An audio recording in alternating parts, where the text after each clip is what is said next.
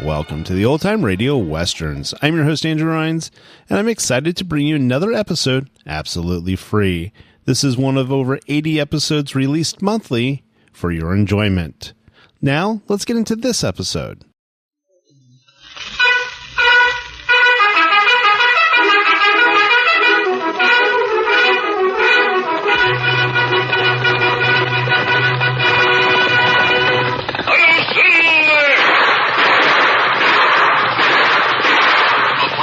With the speed of light, a cloud of dust, and a hearty Hi-Yo Silver, the Lone Ranger.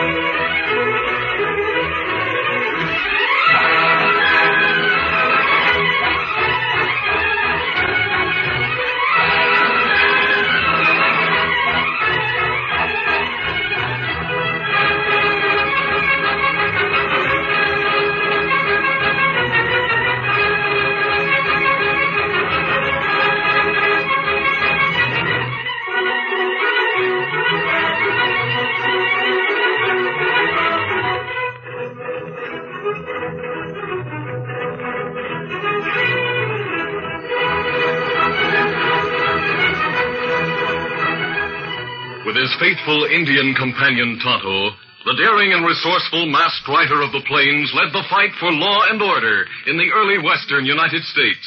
Nowhere in the pages of history can one find a greater champion of justice. Return with us now to those thrilling days of yesteryear. From out of the past come the thundering hoofbeats of the great horse Silver. The Lone Ranger rides again. Come on, Silver. Let's go, big fellow. Hi-Yo Silver! Hi!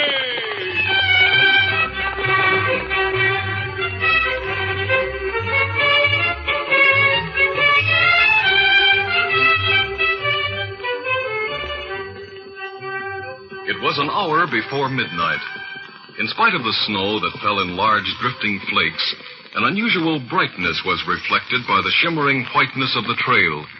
As the Lone Ranger, with his 14-year-old nephew Dan Reed, and with his Indian companion Tonto, rode leisurely along toward the town of Silverton. You haven't said much, Dan. What's on your mind? Well, as a matter of fact, sir, I'm wondering why we're riding to Silverton. It's so late and with the snow and all. Well, maybe you tell Dan everything now, so him enjoy visit we make tonight, Kemosabe. All right, Tonto. I think Dan will learn a lesson from what's happened. What's more, I think he'll appreciate what's to come. Golly, I'd like to hear about it, sir. I guess you've heard of Mr. Upton, who came to Silverton about 8 months ago and bought the silver mining company there? Oh, yes, sir. He has a boy about my age named Donald. I met Donald Upton several times at the general store in town.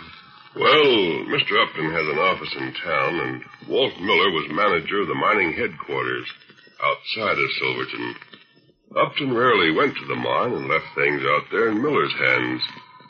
About 3 weeks ago, Walt Miller entered Mr. Upton's office and...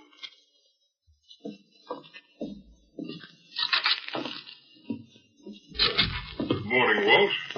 I suppose you've come for the payroll. That's right, Mr. Upton. Bill, my clerk here, brought the money over from the bank a while ago. I'll count it out for you shortly and lock it in the bag for you to take out to the cashier at the mine. By the way, how's old Sheldon getting along? Well, sir, as a matter of fact, Sheldon's resigned and took a job over at Pecos. Sheldon resigned? Yes, sir. But I put a new man on last week. A nice chap that Sheldon knew in Stockton. He's a bank teller there. Came there about 6 months ago. Oh, I see. Why did he want to leave the bank? He sure had reason enough. His job pays a lot more for one thing, and he needs money bad. Has a boy about 8 years old and a wife who's an invalid. Seems a skittish horse threw her a couple of months ago, and she hasn't been able to walk since. Oh, that's too bad. It sure is. Dawson hopes to get enough money someday to pay a good surgeon to examine her and maybe do something for her. Dawson, did you say? Yes, sir, that's his name, Paul Dawson. Live in that rather shabby little house at the east end of town. Paul Dawson, huh? And he went to Stockton about 6 months ago? Yes, sir. Came from St. Louis, I understand. I see. So he's our new cashier out at the mine, huh? Yes, sir. I suppose you'll follow the usual routine with Dawson as you have with Sheldon. Carry the locked bag containing the payroll to him and have him open it with the key I left out there? That's right. You have the only other key to lock it with. As long as you handle the money here and he's responsible for it out there, I'd rather not have a key to the bag. Of course. Well, I'll get the money from the safe. I hope that fellow's trustworthy, since he's so badly in need of cash. Well, I'm sure he is, Mr. Upton. Well, here's the cash. Put the bag on my desk and open it up. All right. Here it is. Cash is tied up as usual in bundles of $500 each. Here are 11 bundles to make the necessary $5,500 for the payroll. I'll put them in. There's one bundle, 2, 3, 4. Upton slowly counted the bundles of cash as he put them in a small black bag under the watchful eyes of Walt Miller. Finally, all 11 bundles were in the bag. Then, as Mr. Upton closed the bag and reached into his pocket for the key, he spoke to Miller. By the way, Walt, step into the back office and tell Bill I want him to ride out to the mine with you. I've heard of outlaws in the vicinity. Gosh, in that case, I'll be glad to have him go. I'll get him. Glad Bill's coming with me. Wouldn't like to get robbed on the way. Golly, did outlaws hold them up on the way? Oh, then. They arrived at the mine headquarters safely. Turned the bag over to the cashier, Paul Dawson. Bill went back to town, and Walt left Paul alone in the headquarters office to make up the payroll. A little later, Walt returned to the mining office.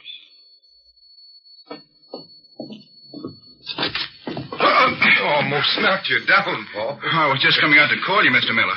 The payroll's short. Short? What can't be? Come and see for yourself. Look there. 10 bundles when there should be 11. There's $500 short. Mr. Upton must have made a mistake. Now, hold on, Dawson. He didn't make any mistake. I saw him put 11 bundles in that bag. You're making the mistake if you think you can pull a fast one like that. But I tell you, when I unlocked the bag and took out the money, only 10 were in it. Bill rode with me all the way, and that bag was locked. Only you and the boss have keys to it. And I know he put in 11. You go get your hat. We're going in to talk to the sheriff right now. No. And I'm willing to bet... No, I won't go with you. You can't blame me for taking the money. I'm leaving here now. Oh, no, you're not. Get out of my way, sir. Gotta get away quick. I won't let him send me to prison. I won't. Oh, Paul Dawson ran from the mining office and rode off into the hills. Golly. Of course, the sheriff and a posse hunted for him. They managed to cover his tracks and get away. Gosh. What about his invalid wife and his little boy? Well, that was the sad part of it. Dawson's wife and his boy Sandy were left destitute. Otto and I didn't know about them at the time, or we would have helped. That's right. For 2 weeks, nothing was heard of Dawson. During that time, the widow Downs, a neighbor who had little herself, did what she could for Sandy and his mother. Well, one day, about a week ago, Mrs. Downs took some soup and carried it over to Dawson's shabby little house.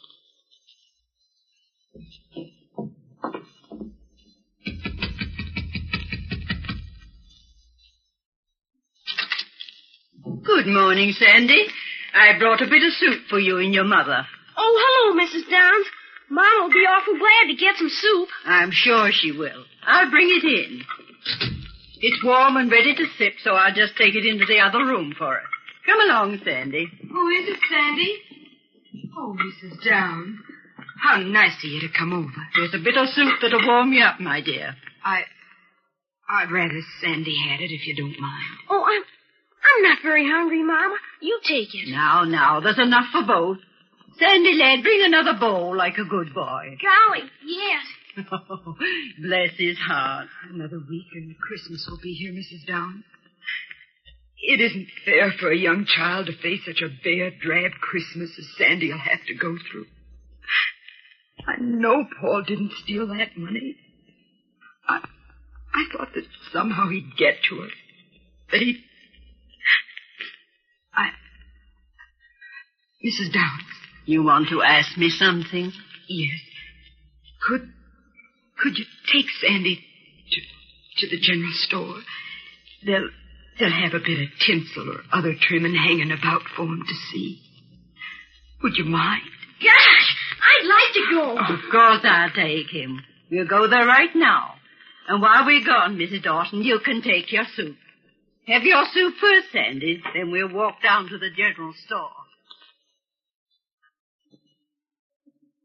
So the kindly Mrs. Downs took Sandy with her to the store so he could see the meager trimmings the storekeeper put up for the holidays. Oh, gosh. Like any small boy of 8, he forgot his troubles when they got there and enjoyed the holiday atmosphere. But the event was spoiled for Sandy when Donald Upton, a few years older than he, entered the store and came over to speak to Sandy. Oh, you're that Dawson kid, aren't you? Uh-huh. I'll bet you're not going to have a Christmas tree. My father's getting a big one with lots of trimmings, too. Maybe I'll have one, too.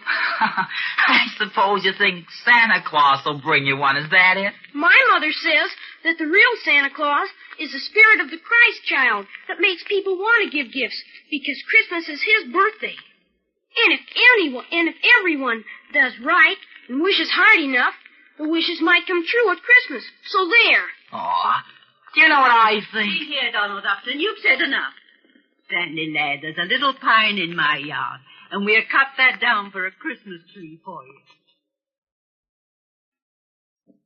Golly, I feel sorry for little Sandy. Todd and I did, too, when we heard about it later. That's right. Well, a few days ago, Tonto and I, who had been hunting for Paul Dawson without success, had a bit of luck. We rode near Eagle Canyon, and Tonto noticed a thin column of smoke rising from back up the canyon. We rode up there and saw a deserted prospector's cabin. Leaving our horses, we approached cautiously on foot and sneaked open the door. We saw a man asleep on a cot against the far wall. There, man, sleeping on cot. Back yonder, Kimasabi. Yes. He must be worn out with fatigue not to have heard us come in. Let's look. Kimasabi, that looked like Dawson. He see him once at mine. Get your gun handy. I'll awaken him. Dawson. Dawson, wake up. Outlaws. You're covered. Now go for your gun. I don't have a gun. This is your cabin. Dawson, we've been hunting for you to take you to the sheriff for the mine office robbery. I didn't steal that money. Look, would I be here now like this if I had? What do you mean? I haven't eaten for 2 days. I lost my horse. If I'd stolen money, would I try to live on scraps, berries, anything I could find like I've done? All right. Take me back. I can't stand it any longer. I worry about my wife and son. It's driving me crazy. Crazy, I tell you. Here, sit down, Dawson. Take it easy. That money, I could only figure it out somehow. Only Upton and I had keys to the bank. But he's rich. Why would he want to take it? He'd know I'd get the blame. Does Upton know you, Paul? Not that I know of. I've never even seen the man. The only Upton I knew was back in St. Louis. He was a doctor, well-to-do surgeon. He had reason to hate me, but he left St. Louis. I haven't heard of him since. No. This couldn't be the same one. And anyway, he didn't even know I was around. Did that doctor you speak of have reason to leave St. Louis? Yes, very good reason. To avoid arrest. Did he have any family? A wife and son, perhaps? Yes. Yes, he did. Why? Well, after you answer a few more questions, I think I will take you back to town to prove that you didn't steal that money after all.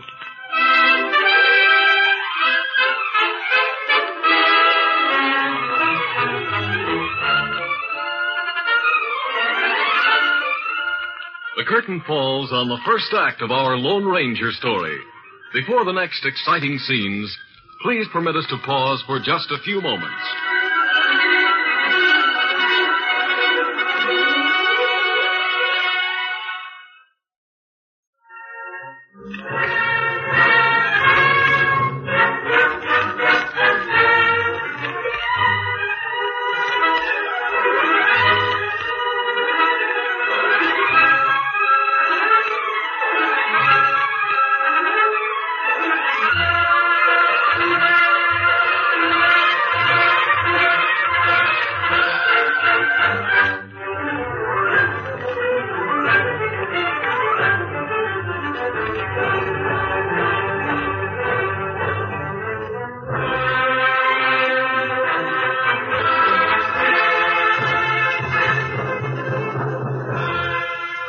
Now, to continue our story.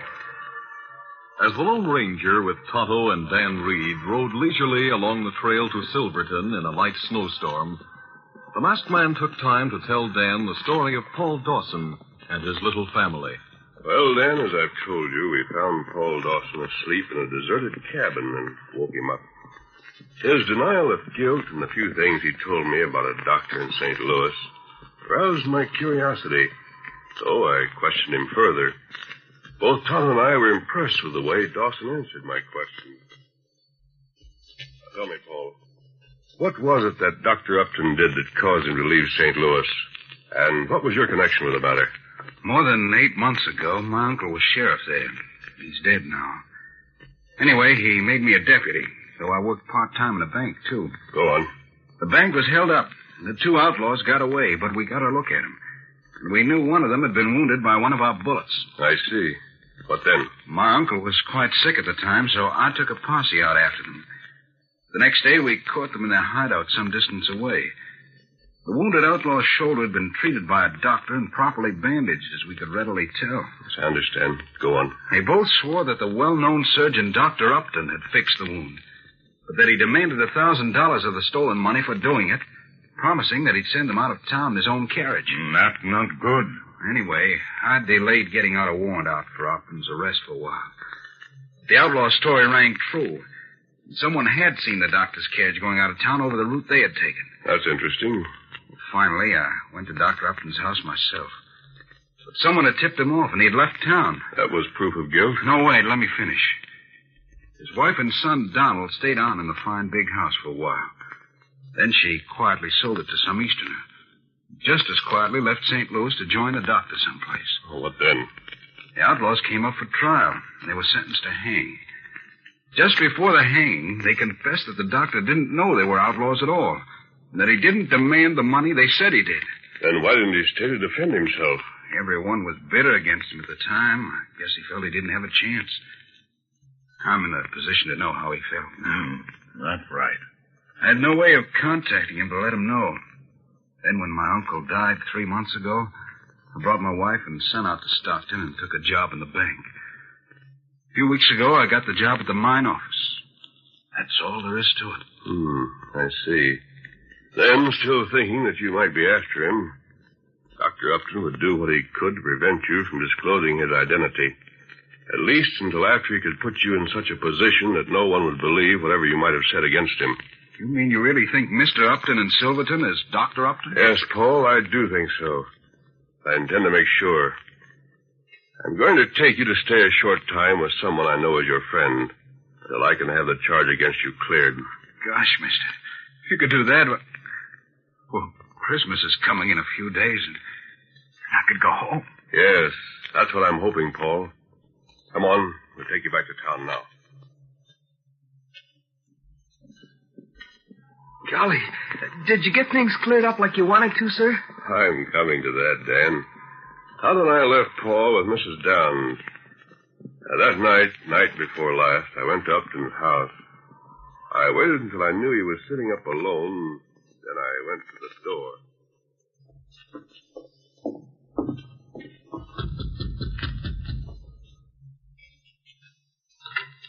Well, a masked man. Come to talk to you, Mr. Upton. What could an outlaw have to discuss with me? I'm not an outlaw. I came as a friend, and I'm certain you'll be very glad to hear what I came to say. Dr. Upton. Dr. Upton? How'd you know? I mean, you made a mistake. You just gave yourself away, Doctor. Now, do you care to listen to me, or shall I go elsewhere? No, come in. Why, thunder, if you came here to blackmail me... I haven't any such intentions. But I did come here to get you to admit you framed young Dawson. Ridiculous. There's an open and shut case against him. You ought to know how it feels to be wrongly accused, Doctor. Wrongly accused? You believe that I was... I know you were. Your name has been cleared back in St. Louis. What? Are you sure of that? Positive. Paul Dawson hoped to find you to tell you so. Then they know I'm not guilty. Oh, thank heaven. But how do you know all this? You must have seen Paul Dawson recently. That's right. I have. I don't know what to say.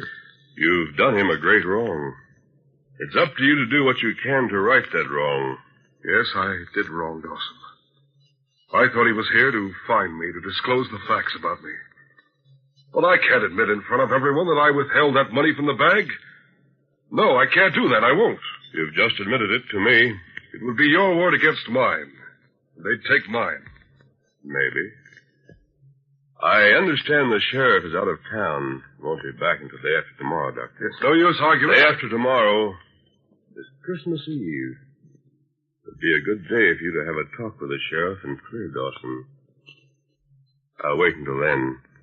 I advise you to think it over carefully. Good night, Dr. Upton.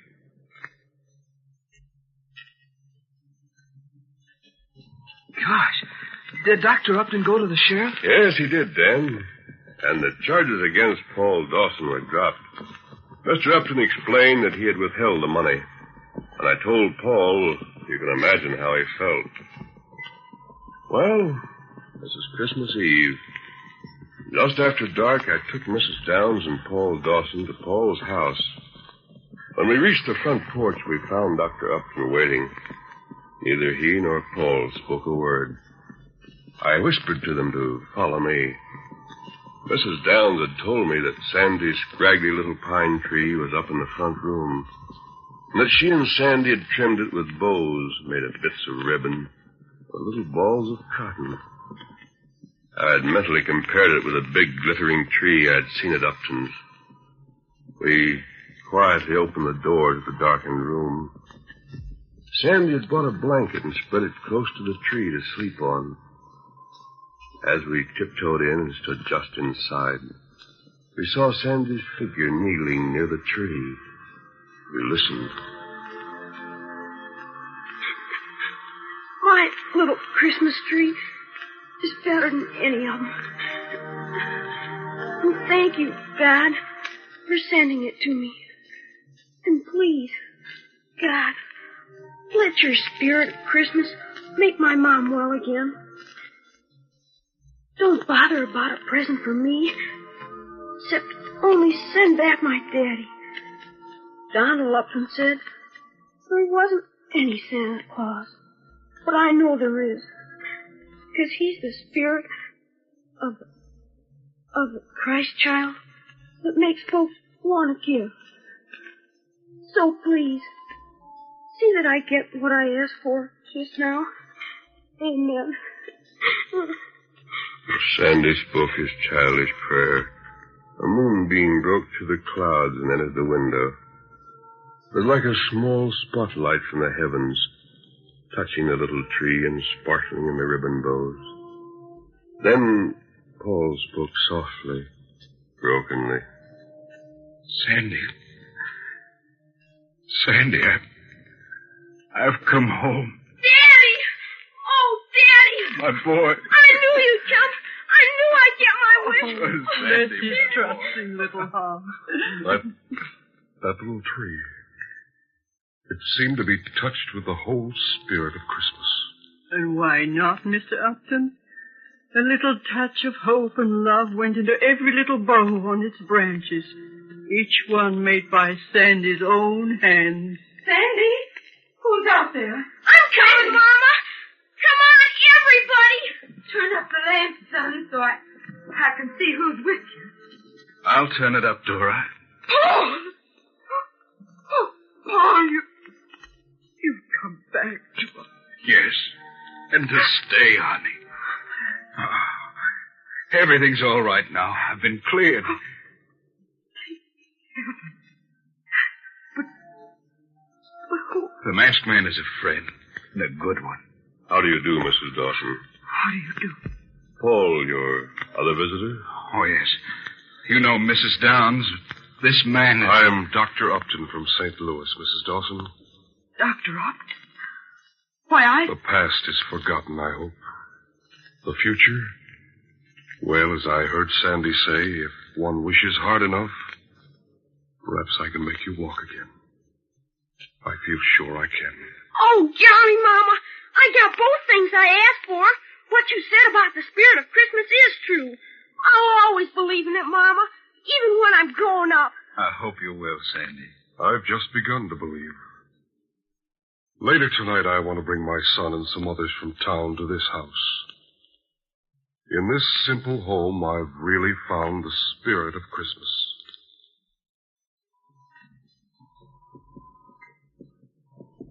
That's the story, Dan.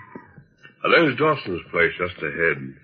We'll ride close to the window and find out if Dr. Upton did return with the townsman he said he was bringing. Here we are. Close a little. Hold it, fella. Easy. Steady, big fella. Yes, I can see them in there. Look, Dan. There's Dr. Upton holding Sandy in his arms, see? Oh, gosh. He sure looks happy. And he's singing with the others, too. Me like your Christmas singing. Well, they seem so happy, you know. With the snow falling and the singing. I feel sort of different inside. Like they said they did. I like to believe, Dan, that the spirit of the Christ child is the spirit of Christmas. For these people have found it among the humble surroundings here, just as the shepherds and the wise men found it in even more humble surroundings. A little stable in Bethlehem.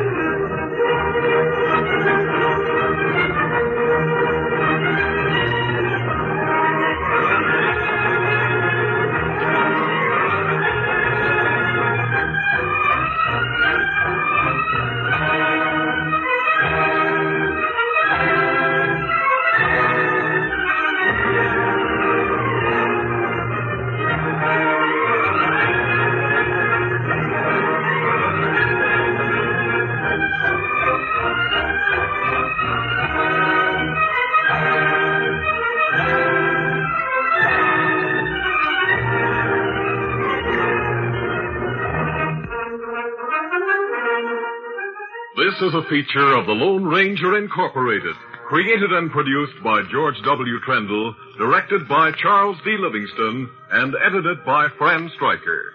The part of the Lone Ranger is played by Brace Beamer.